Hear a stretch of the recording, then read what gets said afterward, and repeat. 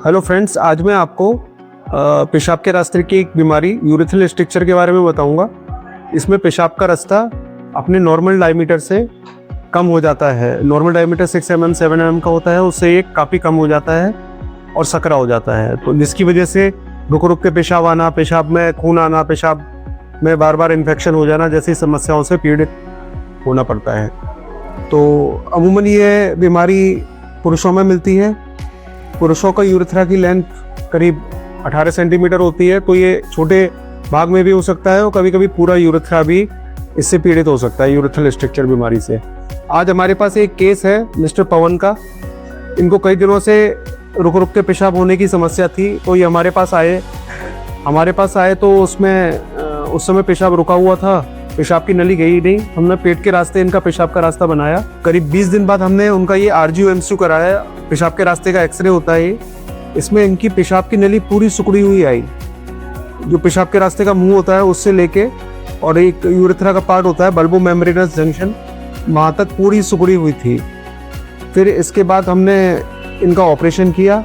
Operation में हमने इनकी दोनों गालों की चमड़ी लेके और नीचे होठ की चमड़ी लेके पूरा रास्ता बनाया। करीब 3 से 4 घंटे इस ऑपरेशन में लगे। ऑपरेशन के बाद करीब 20 दिन तक इनकी नली पड़ी रही। नली को निकाला हमने। नली के बाद इनका जो पेशाब का फ्लो था वो पहले जैसे नॉर्मल, बिल्कुल जैसे पहले जब ये स्ट्रक्चर की बीमारी इनको नहीं थी वैसा ही हो गया इनका। एवरेज फ्लो रेट करीब 15 ml पर सेकेंड था, मैक्सिमम फ्लो रेट 20 ml पर सेकेंड था। बिल्कुल ये नॉर्मल पेशाब कर पा रहे हैं।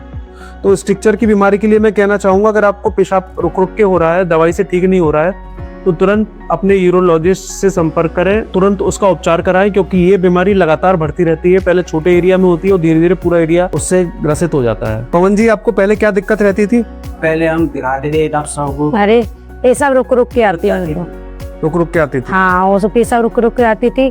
उसके लिए हम सर के पास आए, उनने फिर छोटा ऑपरेशन किया नली डाल के। फिर 20 दिन बाद बड़ा ऑपरेशन किया। बड़ा ऑपरेशन। ऑपरेशन के बाद कोई दिक्कत हुई? कोई दिक्कत नहीं है, पेशाब बिल्कुल सही से होता है? बिल्कुल सही आ रही है। कभी खून जलन वगैरह कुछ नहीं? पूरा जो ये दिक्कत थी आपको, कितने टाइम से दिक्कत थी आपको रुक रुक के पेशाब आने की? रुक रुक के पेशाब आने की तो मेला ना हुआ 17 साल हो। अब तो देख के 17 साल से दिक्कत थी इनको रुक रुक के पेशाब आने की। तो मैं यही कहना चाहता हूँ, ये बीमारी लंबी चलती है। 17 साल से दिक्कत थी, इन्होंने ढंग से ट्रीटमेंट नहीं लिया। अगर ये उसी समय ट्रीटमेंट ले लेते, हो सकता है दूरबीन से इनका हो जाता ऑपरेशन और कोई दिक्कत नहीं आती, इतना बड़े ऑपरेशन कराने की जरूरत नहीं पड़ती। तो निगलेक्ट ना करिए। अगर पेशाब रुक रुक के हो रहा है तो तुरंत उसका उपचार कराइए, क्योंकि यूरेथ्रल स्ट्रक्चर होने की संभावना काफी ज्यादा है उस केस में। Thank you.